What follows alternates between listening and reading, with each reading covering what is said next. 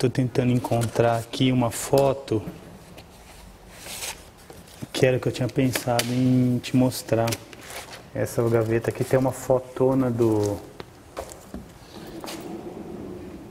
de um pequenininho no colo do meu pai e no colo da minha mãe. Essa aqui é dele de 65,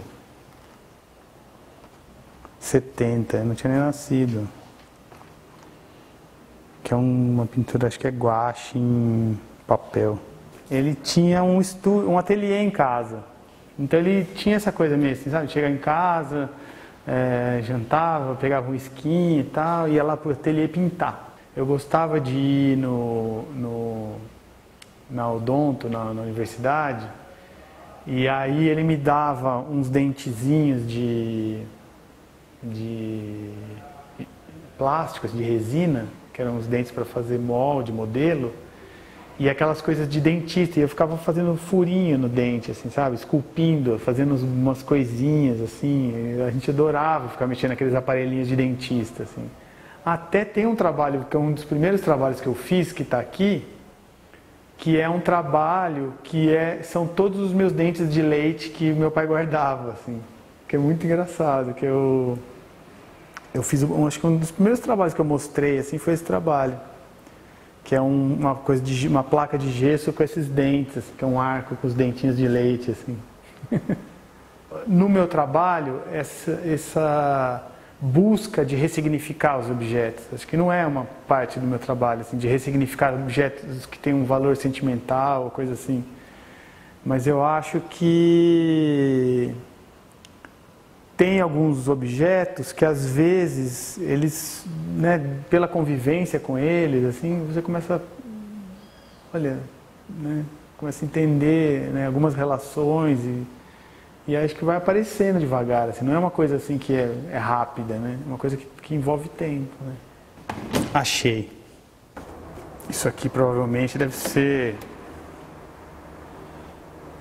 fim dos 70, começo dos anos 80, não sei quando que surgiu esse tipo de microscópio assim, universidade, mas pelo que ele me contou, tinha você tirava um molde de alguma coisa, então com uma cera, e aí o cara, quando foi apresentar o microscópio para eles, para fazer o primeiro teste, ele falou que o cara pôs no rosto dele uma cera e tirou o molde de um pedacinho pequeno do rosto, assim, que era um pedacinho onde tinha um pelo, né? Essa projeção que sai para fora da pele aqui é um dia de crescimento desse pelo. E bom, eu fiquei com essa foto muito tempo comigo, assim, rodando de gaveta em gaveta. Todas as casas que eu mudei, eu trocava de gaveta, ia para outro lugar, ateliê, mudei de ateliê. Essa foto sempre ficou comigo no ateliê, assim. Eu tinha uma coisa de curiosidade com essa imagem, mas eu nunca pensei assim, em usar ela como um trabalho. Até que um dia, o Rodrigo Moura, que é um amigo que é curador, ele começou a fazer uma exposição que era uma coisa de homenagem ao monumento. Era uma exposição da mudança da Galeria Luiz Estrina da Padre João Manuel, da Oscar Freire para Padre João Manuel. Ele ia fazer a primeira exposição de um espaço novo com a última do outro. Então era uma exposição que tinha os dois endereços. Já tinha entregado o trabalho, a exposição já estava aberta, tudo. No meio do caminho, eu lembrei dessa foto, porque eu achava que ela tinha muito uma coisa de um monumento, assim, né? De ter aqui essa parte plana do chão, com esse volume que sobe, né? E aí eu fiquei pensando nessa história eu dei o nome de Monumento de um Dia. Ele tinha essa rotina, sabe? De acordar de manhã, fazer a barba cedinho, voltar para casa almoçar, dar uma sonequinha da tarde, sabe? Era tipo um homem comum, assim, desses que sai para trabalhar, volta, o almoço está pronto e sai para o trabalho de novo, volta no fim da tarde cansado e ninguém pode encher o saco.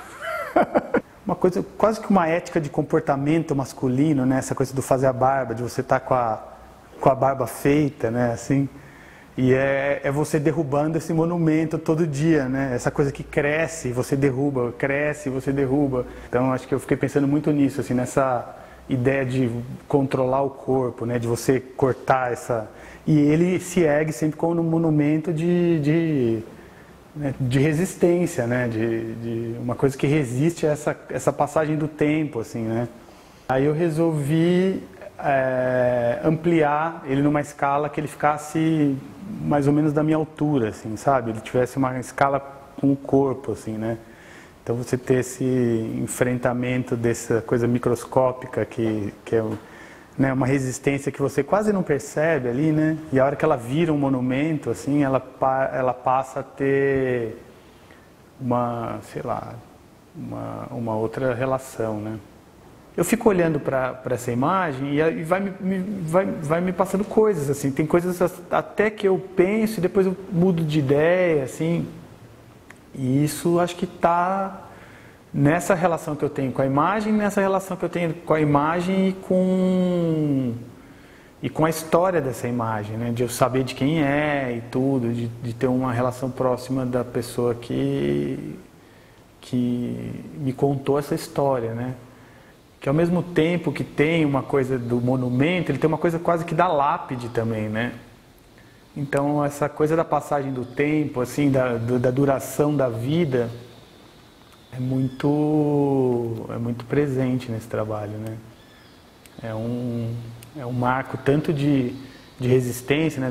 Dessa coisa da continuidade, né? Todo dia você vai, corta, ele cresce, corta, ele cresce, corta, ele cresce, corta, ele cresce, corta, e um dia não tem mais, né? Essa certeza da finitude, né? Assim, isso é uma coisa que acho que também está nesse trabalho, a questão do tempo, né?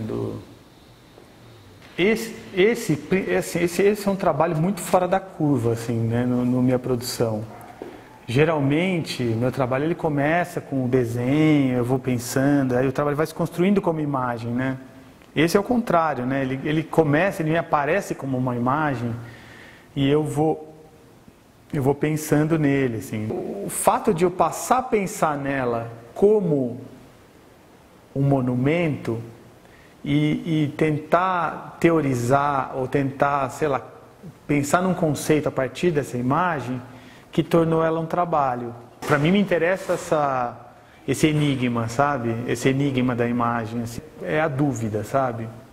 É você repensar sua relação com aquilo, sabe? Assim, tanto nesses trabalhos por exemplo, do Seção Diagonal, que tem uma coisa muito forte do ilusionismo, né? Da parede de vidro que você atravessa e tal. A partir do momento que você se depara com um espaço que aparentemente está bloqueado e você tem que cruzar, né? Você tem que tocar o vazio ali, né? Testar a sua percepção, porque aquilo ali, na verdade, não te convence que é um vidro, né? Você fica sempre na dúvida, não é uma coisa assim que você fala, nossa, é um vidro ou não sei o quê, mas você fica na dúvida. Então, a hora que você põe a mão, que você atravessa aquilo, você transgride algumas regras da arquitetura ou dessa relação com o espaço. Para mim, o meu interesse desse trabalho é produzir essa dúvida, pensar nessa relação de dúvida com as regras e dúvidas com a circulação, com os limites, né?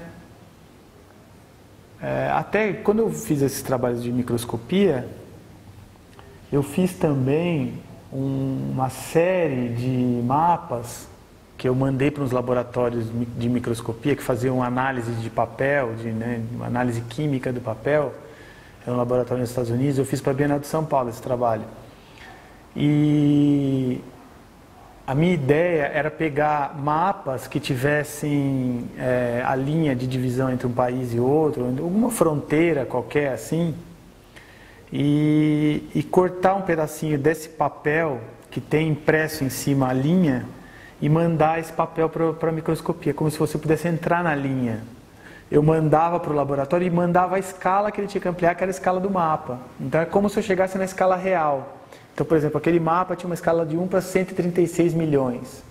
Então eu falava assim, eu preciso escanear esse papel 136 milhões de vezes, porque aí eu ia voltar para a escala real, né, do mapa, mas ao mesmo tempo eu não estava escaneando mais o mapa, ele estava entrando na fibra do papel, né? Ele entrava numa paisagem que era uma paisagem dentro da linha. Então isso para mim acho mais interessante do que a ilusão, sabe? Do que eu acho que essa de tentar criar essa dúvida, por exemplo, nesse caso, uma dúvida em relação à precisão, né? A precisão da geometria, a precisão do desenho geométrico, das regras que conduzem nossa relação com o espaço, né? Nossa relação com... E botar um pouco em dúvida essa certeza da matemática, assim, entendeu? De você ter a linha como um elemento preciso, né? A hora que você entra na linha ali, você tem um outro universo dentro, né?